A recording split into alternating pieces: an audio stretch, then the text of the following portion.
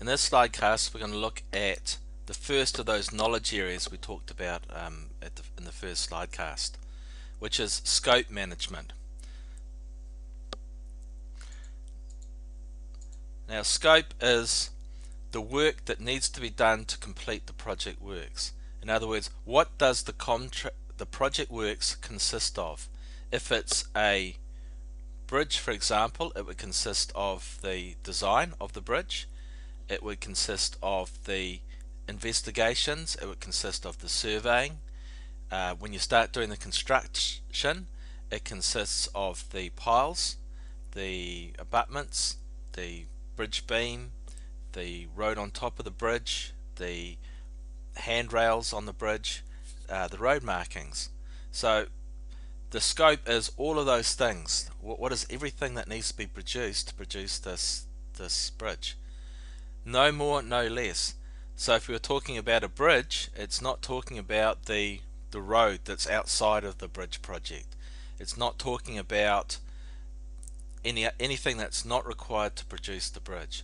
So the scope is that work. Scope management is managing the work so that you identify the whole scope, and that if the scope changes, that you identify those scope changes and integrate them into your plan. So for example, if you're building the bridge and the client comes along and says, oh no, we want the footpaths to be 2 meters instead of 1 meter, that is a scope change, and that is going to cost money and time. So what has to happen is the client needs to be made aware of that. You need to say it's going to take us another couple of months to do the job, it's going to cost you another $1 million. And they need to approve that. They need to say, yes, I understand what is required, I approve it, please go ahead. Once again, you're changing that initial agreement, and it needs to have the client's formal agreement. So the first part of scope management is the identification, identifying all the work that needs to be included in the project. And we have a major problem there with an engineering project because they are massive. They have heaps and heaps of work that is required. So how do you identify it? This poor guy here, he's building a bridge. How do you identify all the work required to complete a project? I mean, just look at all the activity there. There is probably hundreds, possibly thousands of different activities and processes going on. So how can one person keep a track of it all, or even identify it all? And the way we do that is we take the project and we break it down into smaller parts. And we take those smaller parts and we break them down into smaller parts until we have a whole lot of small projects that we can manage, that we can comprehend, and that we can document, instead of one big project which is just too big for us. So you can see here that we've broken it down into this bridge, into the piles, and then we've broken them down into the pier caps. We've got the bridge structure here. We've got the cable supports. We've got the road. So we're breaking those down, and in all likelihood you break those down into even smaller parts. So the piles, you might break it down into drilling the piles, and then producing the reinforcing, putting the reinforcement in, concreting. So those things would all be parts of the breakdown of the piling. This process is called decomposition.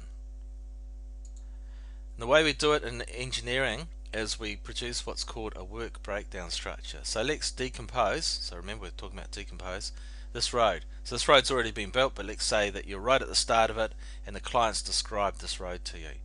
So the project scope, the overall scope, is to produce a new road. You think, well, that's quite big, there's quite a lot involved, I'm going to break it down into smaller parts. So you say, I'm going to break it down into this part here, the carriageway, and I'm going to break it into this part here, the berm and footpath. And you think, well, yeah, those are still too big for me, so I'm going to break them down even further. So the carriageway, I'm going to break it down into the curb and channel. I'm going to break it down into the road formation, which is the aggregate and seal on top of the underneath the road, and I'm going to break it down into the road markings.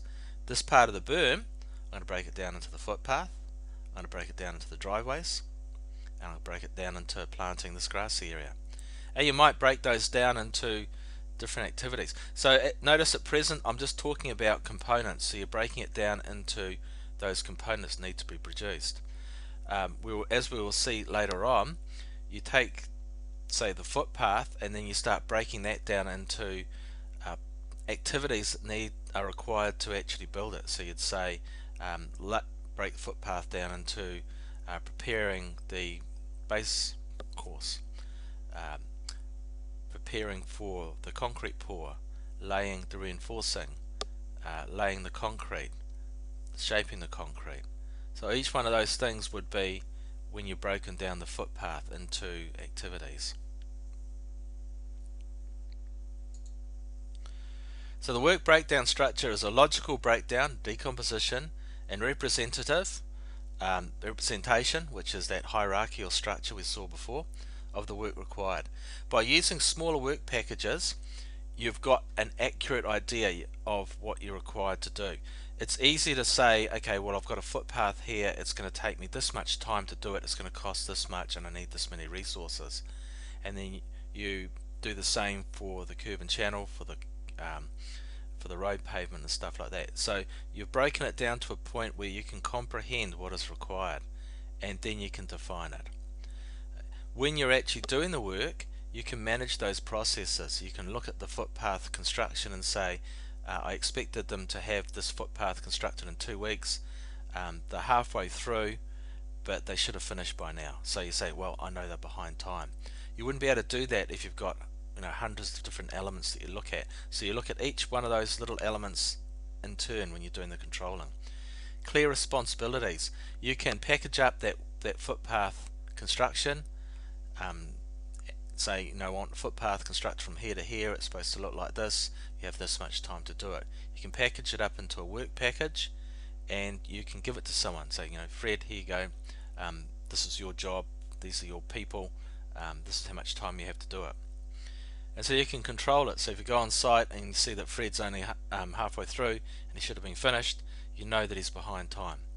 So you can control it and monitor it. And you can also identify risks better because you're breaking it down into smaller parts. So when we're managing a project, we're not looking at the project as a whole. We are looking at the project as a whole, but we're concentrating on each one of those work packages. You manage each work package properly, and then the project as a whole will take care of itself. So the work packages are those lowest levels of the work breakdown structure. As a rule of thumb, it's a good idea to have a work package that's going to take maybe a week or 2 weeks, 1 to 2 weeks, so 40 to 80 hours, that has a definite deliverable. So in which case you might say, well, the deliverable is the footpath. It might be the footpath itself is going to take several months to do, so you could break the footpath down into little parts. So from here to here is package 1, from here to here is package 2.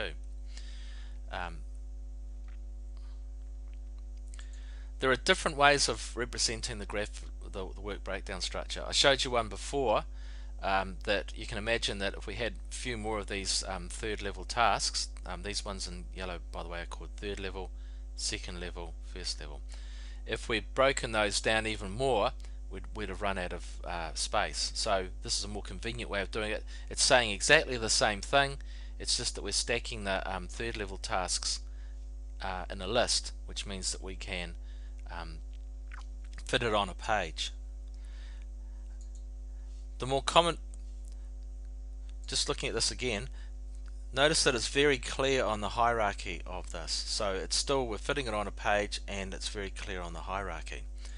This one here, the hierarchy is not so clear, but you can also see that we could just keep on adding tasks, adding activities, and we wouldn't run out of page width. You can see here that we've arranged the work, so we've taken that, we've broken down the carriageway, and then we've broken it down. So we've arranged it into a hierarchical structure. So there's this one here is composed of the curb and channel, road formation, and road markings.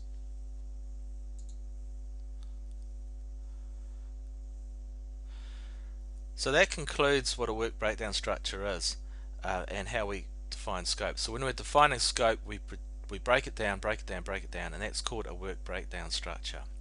This is the format that we usually use in engineering. It's not as obvious what the hierarchy is, but it's a much more convenient way of arranging it on a page.